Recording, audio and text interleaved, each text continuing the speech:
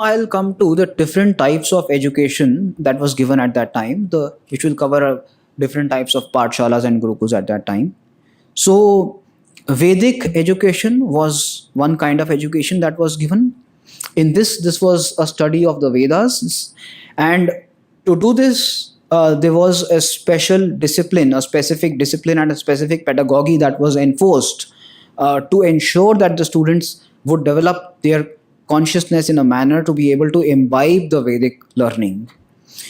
This pedagogy included the practice of yoga, jap, meditation, living in a serene atmosphere, and to imbibe the inward method of the Guru, the secrets of his efficiency, and the spirit of his life and work. Without this system, without this discipline, it was not possible to imbibe the teachings of the Vedas. So, if you wanted to go for a study in the Vedas, then you had to follow a certain kind of lifestyle, a certain kind of discipline, and some rituals.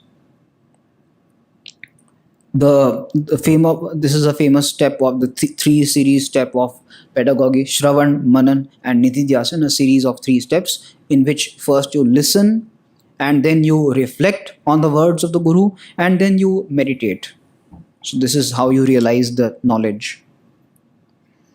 According to Kautilya, there's a different series of steps. So Shusha, Shravanam, Grahanam, Dharanam, Uhapoh, Vigyan, Tattva Abhinivesh, which is the final step or comprehension of truth.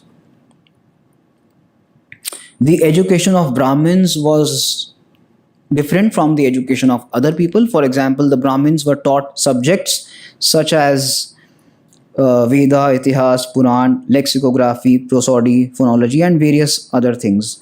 I will not go into the detail. This is the Buddhist text Milindpana gives a long list of subjects for the study of Brahmins. The education of Kshatriyas or princes was of a different nature because they had to study different subjects. For them, it was important to know the art of war, currency. They also were taught arithmetic, music, medicine, archery. So they were taught various different sciences. According to Kautilya, the education of a prince was he had to receive military training relating to the operation of the different elements of the army, such as elephants, horses, chariots, and weapons of war. He also had to study history or itihas, which included the Purans, the Itivrit, the Akhyayika, and the Udharan, and Dharmshastras, and also the Arthashastra. Industrial education, as I have earlier pointed out, was different from the education for princes and education for Brahmins.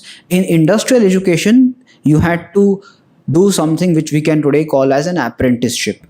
So you have to go to the workshop of the master and study with the master. The student had to live with his master, whose home is his workshop, and is to be treated and instructed by the master as his son. He is not to be exploited and employed on work not connected with his chosen craft. He cannot leave his master before the stipulated period of apprenticeship. An apprentice deserting a master, not lacking in character or as a teacher, deserves corporal punishment. At the end of the pupillage, the apprentice must reward his master as best as he can. So this is just to give you an overview of the rules that were in place for students who wished to train under a master as for any particular skill.